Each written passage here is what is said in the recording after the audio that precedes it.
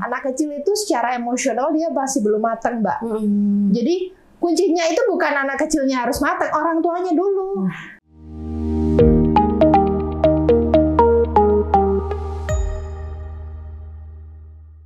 Halo Bunda, selamat datang di podcast Halo Bunda, persembahan spesial dari Generos sebagai teman Bunda dalam mendampingi tumbuh kembang si kecil. Masih bersama dengan saya dan Mbak Hairiska tentunya, ahli gizi dan juga dosen gizi ya Mbak ya. Nah, yang tadi kan kita udah membahas di segmen 1. Nah, kita saat ini ada di segmen 2 nih Mbak, terkait dengan pemenuhan gizi pada anak agar terhindar dari stres.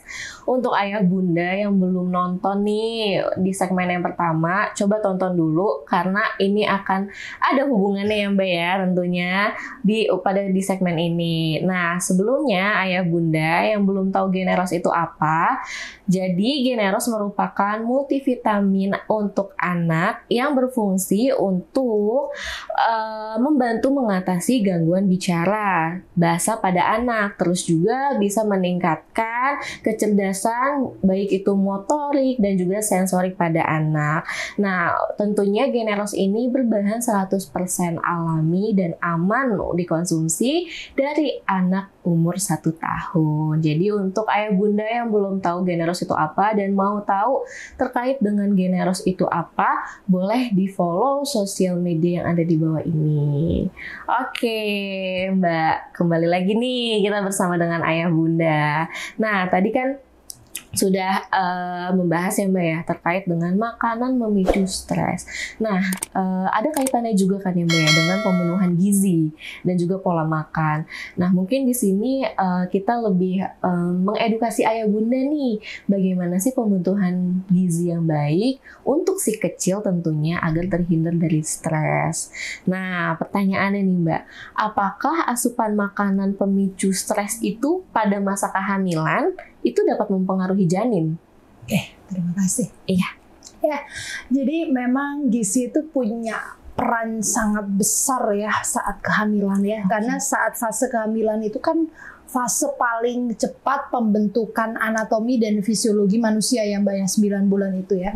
Dan memang anak itu 100% kan mengkonsumsi makanan atau gizi dari mamanya, dari ibunya ya. Jadi artinya apapun yang dikonsumsi ibu, status gizi ibu itu akan ditransfer ke anak begitu. Jadi setelah ayah menghamili ya si ibunya ya, selanjutnya itu nasib anak ada di ibu. Terutama nasib fisik ya begitu. Oleh karena itu memang menjaga gizi yang optimal semasa kehamilan itu sangat penting ya supaya bisa melahirkan generasi atau janin yang sehat secara fisik dan mental ya. Terutama di satu trimester pertama itu kan pembentukan otak ya. Iya. Nah kadang-kadang nih ibu hamil itu nggak sadar Mbak kalau lagi hamil. Tahu-tahu udah mens telat nih ya, mens telat padahal terus baru sadar hamil gitu ya. Artinya apa? Sebenarnya pembentukan organ itu juga dipengaruhi sesaat sebelum kehamilan terjadi. Makanya bagi pasangan ibu-ibu nih, ayah bunda yang mau hamil lagi nih ya, punya anak 10 misalnya. Nah, itu harus prepare paling enggak 3 sampai 6 bulan sebelum punya program itu. Nah, sehingga kualitas ovum itu bisa optimal.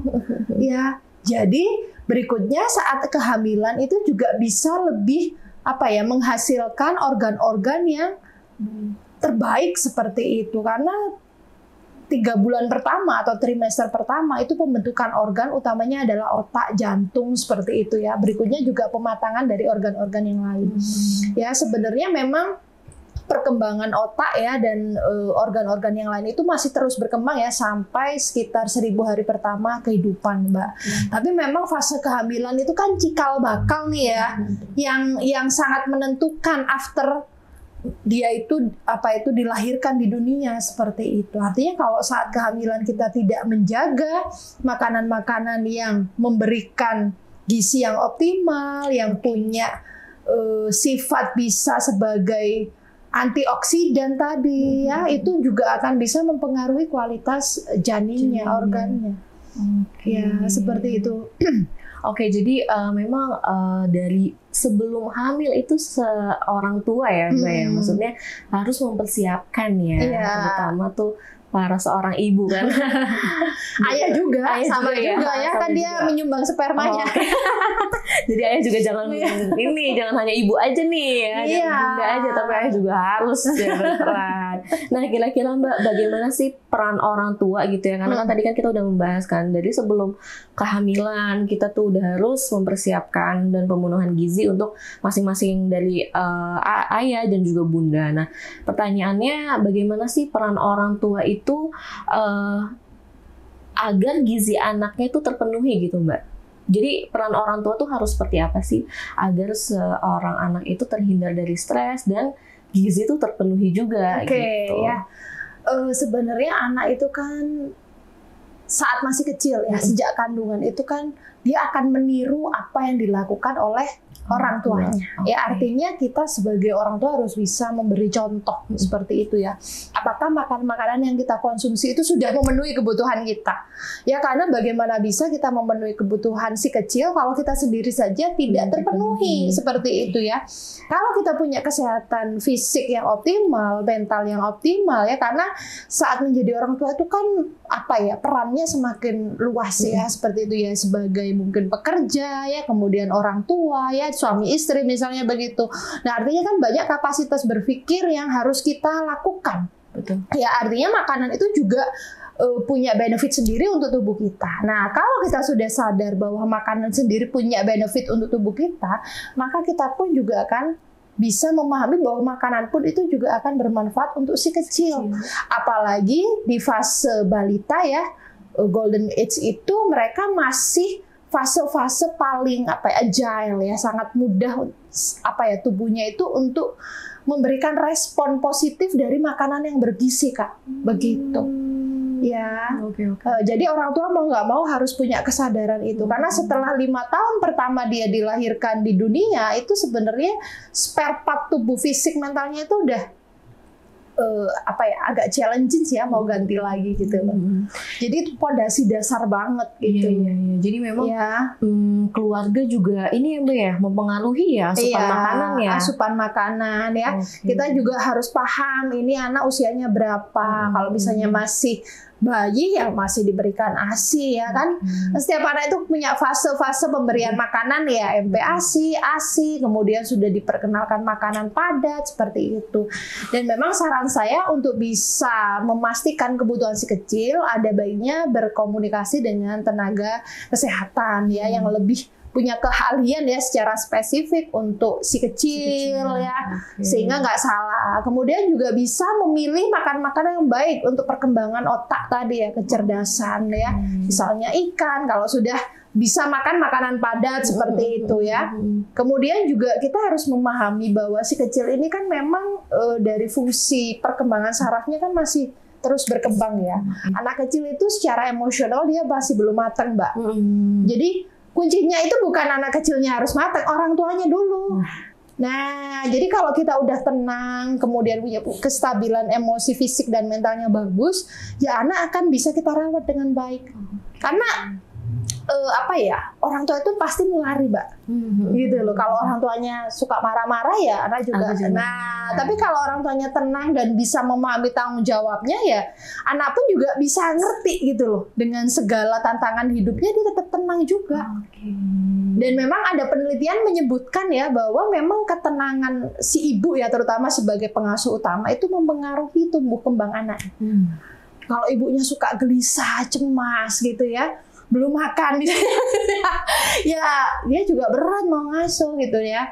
Selama ini yang dipikirin anak, tapi jarang yang akhirnya kita juga perlu mengambil space untuk merawat diri kita juga gitu loh. Dan merawat diri itu nggak hanya sekedar cantik saja ya secara lahiriah gitu ya, tetapi makanan yang kita konsumsi itu perannya besar sekali ke performa fisik kita, performa mental kita jadi ibu gitu loh. Sehingga kita bisa lebih punya apa ya, tanggung jawab yang baik dalam merawat buah hati gitu. Oke.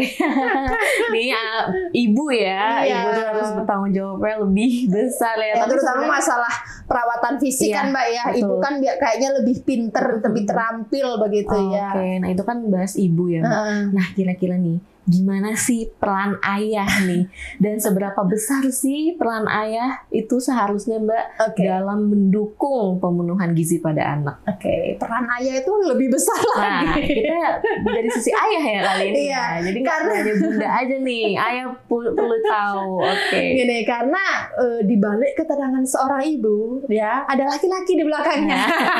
Ya, jadi artinya ayah ini harus punya kesadaran juga bahwa makanan itu adalah apa ya? Kalau kita mau nanemin apa ya, punya tanaman di rumah ya, tanaman yang subur sama yang nggak subur kan ya karena diberikan pupuk yang baik ya, gitu loh. Sama dengan keluarga ayah bunda. Kalau pingin keluarganya itu juga subur ya, menyejukkan hati, harus diberikan gizi yang baik ya.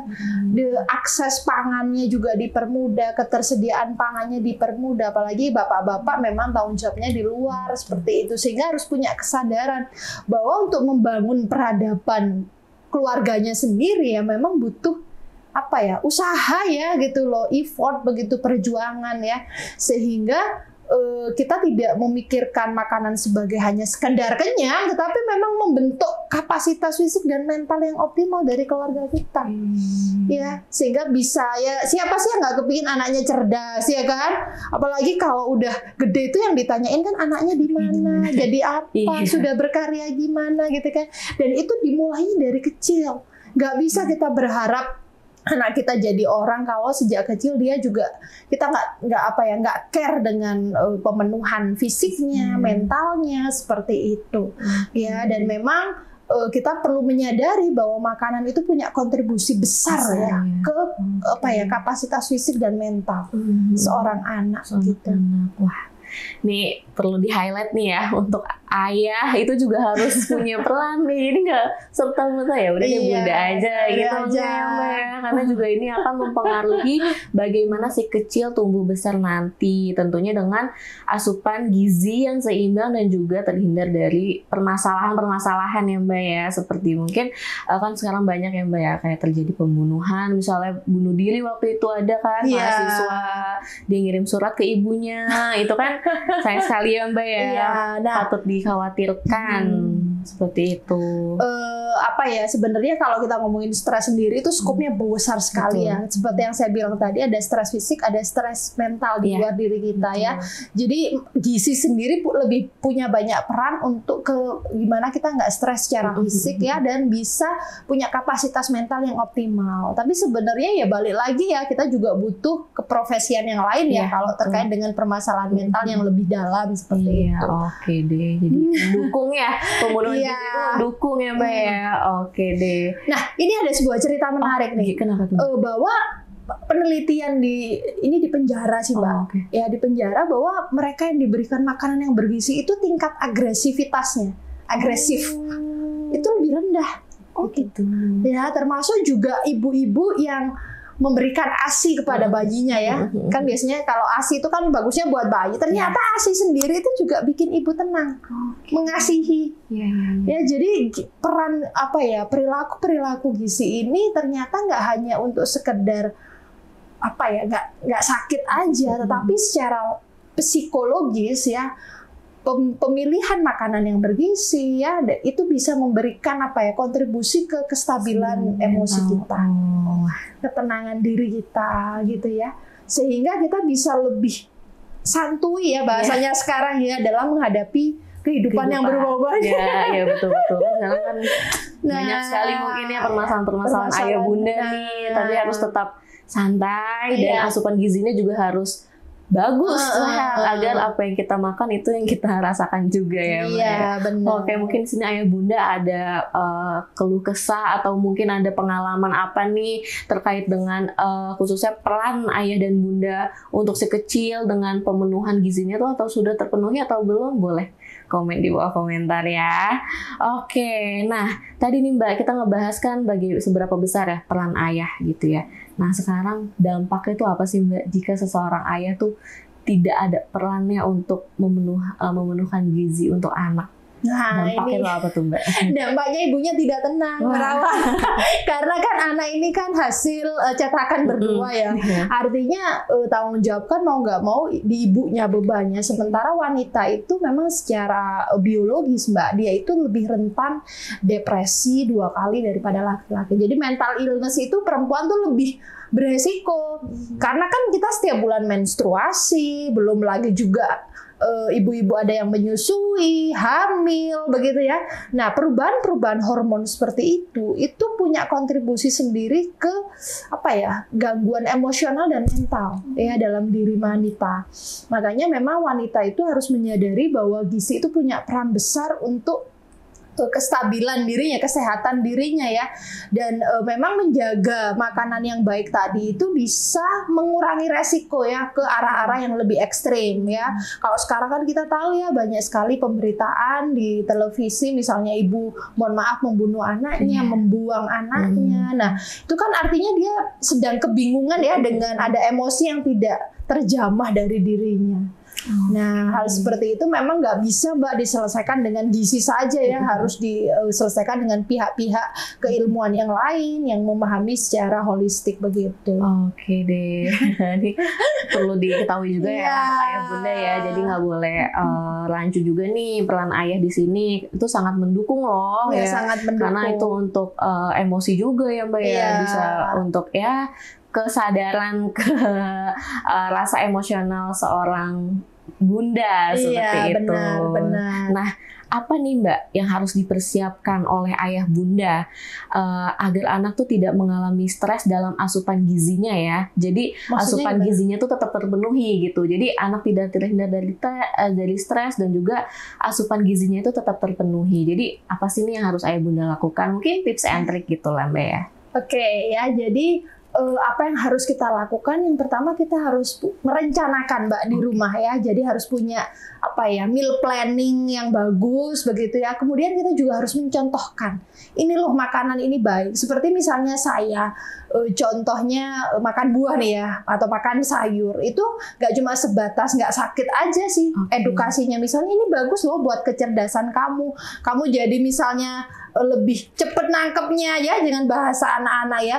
Jadi kita itu sebagai orang tua perlu prepare, kemudian mencontohkan begitu, kemudian memahami kebutuhan si kecil ya, dan memahami bahwa stres itu juga dipengaruhi faktor gaya hidup yang lain ya, misalnya aktivitas fisik yang berlebihan atau aktivitas fisik yang sangat kurang itu juga bisa. Terus juga tidur, Pak. Anak-anak itu juga kalau tidurnya kurang itu dia lebih agresif, Mbak. Ya, jadi memang sejak kecil tuh harus dibiasakan punya gaya hidup yang bagus. Karena untuk menunjang performa otak yang optimal ya, sehingga dia bisa lebih, kalau misalnya sekolah itu lebih fokus, lebih bisa menyerap informasi begitu ya.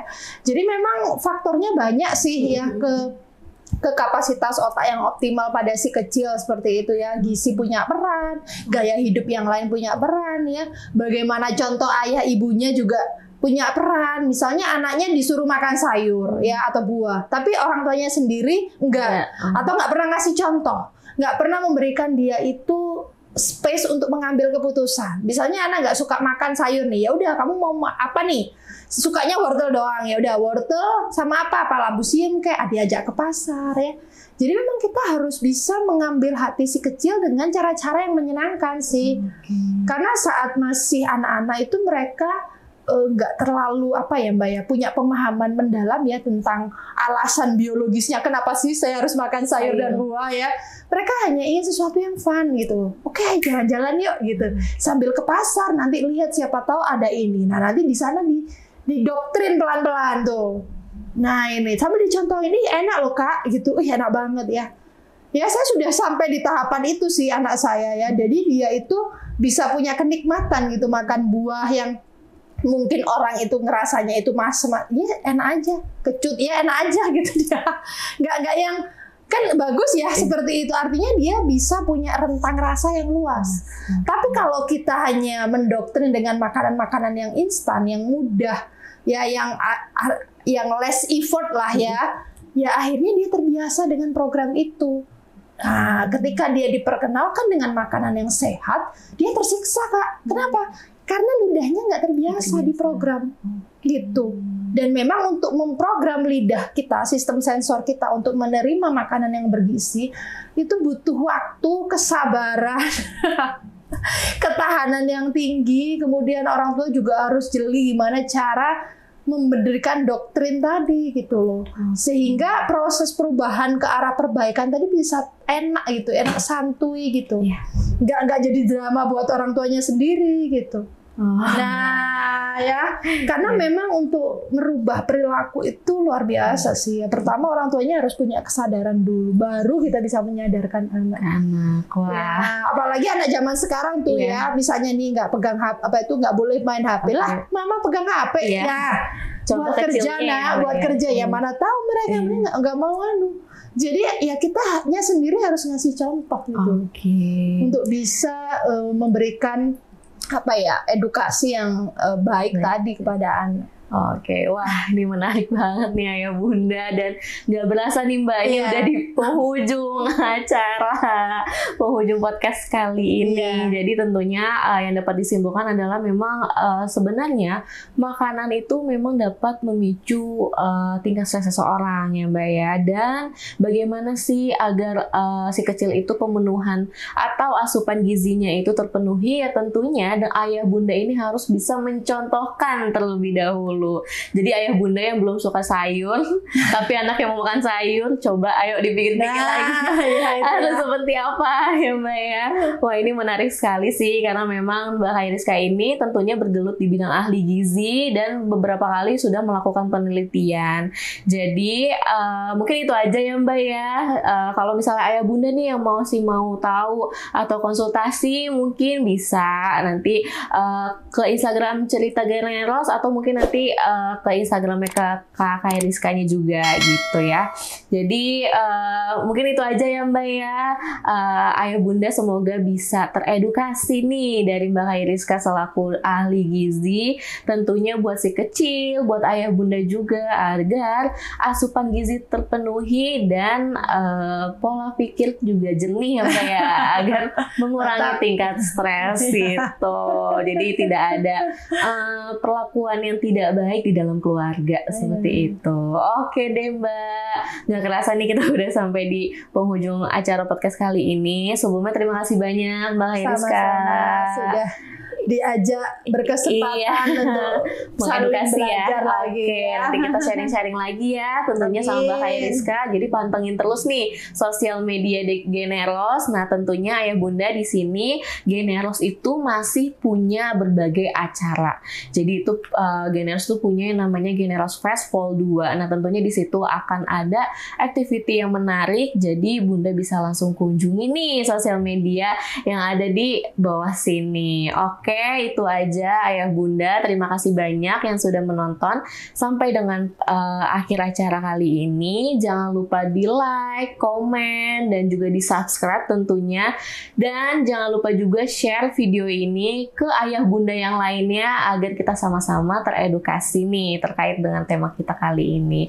Oke, itu saja dari podcast kali ini. Saya Prisa pamit undur diri. Sampai jumpa di podcast selanjutnya, podcast Halo Bunda, ruang informasi keluarga sehat. Dadah.